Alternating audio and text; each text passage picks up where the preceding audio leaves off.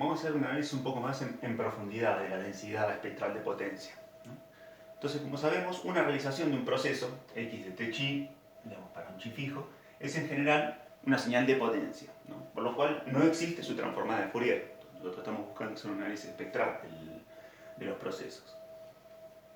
Entonces, para poder analizar el contenido espectral, lo que hacemos es truncar la señal, ¿no? Partimos de una señal truncada, x sub t, digamos que es x de t para todos los t, digamos, entre más menos t grande, y 0 en caso contrario, ¿no? Le ponemos una ventana, y esa señal, que ahora es de duración finita, porque la trunqué, sí satisface que es de energía finita, ¿no? Entonces le podemos encontrar su transformada de Fourier, la vamos a llamar f sub x o f sub xt, debería haber llamado, y eso existe. Y por Parseval sabemos de la equivalencia de la energía en el dominio de la frecuencia como en el dominio del tiempo.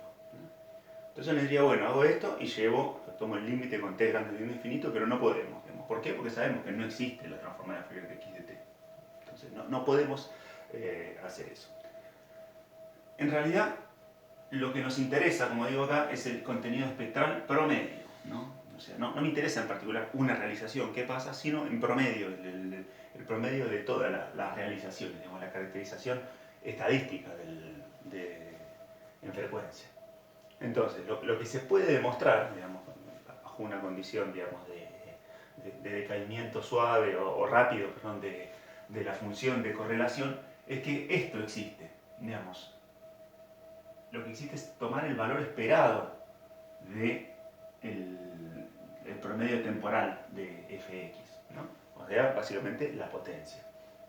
Entonces lo que vamos a hacer es, de esta igualdad que teníamos de Parseval, tomamos el promedio temporal, digamos, o sea, hacemos 1 sobre t, fíjense esta integral, la defino entre menos infinito e infinito, pero en realidad, como esto es 0 fuera de eso, va entre menos t y t, y acá puedo poner x, ¿no?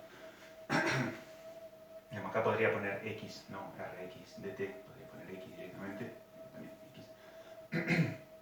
Entonces, promedio temporalmente, estadísticamente. Entonces, primero tomo el promedio estadístico y después paso y hago el paso al límite, ¿no? Entonces, ahora lo que voy a estar buscando es el límite de algo que ya está promediado estadísticamente, ¿no? Entonces, no es lo mismo, no va a ser lo mismo que buscar esta transformada de Fourier de la realización, sino de un promedio estadístico. Que tenemos, se puede verificar que eso converge.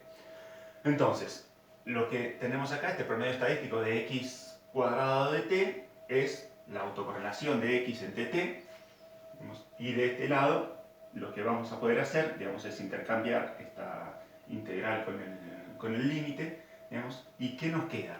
Digamos, nos queda de este lado el promedio temporal, o sea, esto, cuando tomo el límite de infinito de 1 sobre 2t entre menos t y t, es el promedio temporal de la función de autocorrelación, ¿no? Eso me da la potencia promedio de un proceso que puede ser no estacionario, ¿no? En principio no habrá nada de la estacionariedad del proceso, entonces este es el promedio temporal de algo que puede ser no estacionario, y de este lado lo que tengo es la integral entre menos infinito e infinito de todas las frecuencias de todo esto. Entonces esto es lo que conocemos como densidad espectral de potencia, ¿no? Es la distribución de todas las potencias del espectro en el dominio de la frecuencia. Entonces lo que podemos hacer, ¿qué podemos escribir? Podemos escribir que la densidad espectral de potencia, digamos, es la transformada de Fourier del promedio temporal de la función de correlación en dos dimensiones, ¿no? Promedio en una de las dos dimensiones y en la otra calculo la transformada de Fourier. Si el proceso fuera esa, digamos, este promedio temporal no tiene sentido. ¿Por qué? Porque si el proceso es esa, Rx de tt es Rx en 0, ¿no? Entonces, Rx en 0, el promedio temporal no promedia nada, digamos, me da todo lo mismo, ¿no? Y, en definitiva, el promedio temporal, si el proceso es esa, depende de tau y no de t, entonces, de nuevo, este promedio temporal me da Rx de tau. Entonces, si el proceso es esa, lo que puedo escribir es que la densidad espectral es la transformada de Fourier de Rx de tau, digamos, de una sola dimensión. Y si no, que este es el caso, digamos, más general, lo que pasa es que yo tengo el proceso que depende de T1 y de T2, entonces promedio en tiempo para cada T1 a lo largo de todos los T2 para cada T1 a lo largo de todos los T2, entonces ahí fuerzo esta Rx de 2 dimensiones, que me quede una Rx en una dimensión, y ahí tomo su transformada de Fourier. ¿Eso qué tiene? Si el proceso es no estacionario, sabemos que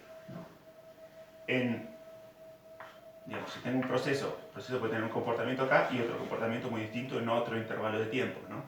Entonces lo que hacemos, en definitiva, es hacer un promediado de la energía a lo largo de todo el proceso para saber cuál es, de la potencia a lo largo de todo el proceso, para saber cuál es la potencia promedio. Que si bien me caracteriza frecuencialmente cómo están distribuidas las frecuencias, pierdo la localización en el dominio del tiempo. Entonces, quizás, o sea, si bien puedo encontrar la densidad espectral para procesos que son no estacionarios, no tiene demasiado sentido, digamos, hablar de la potencia promedio. Entonces, en general, para procesos no estacionarios, digamos, la densidad espectral de potencia se toma casi siempre, la van a ver en prácticamente todos los textos, definida así para procesos esa. Y si no es esa, dice, bueno, qué sé yo. Digamos, si no es esa, existe, pero bueno, es menos significativa, más difícil encontrar un sentido a esa distribución espectral de potencia.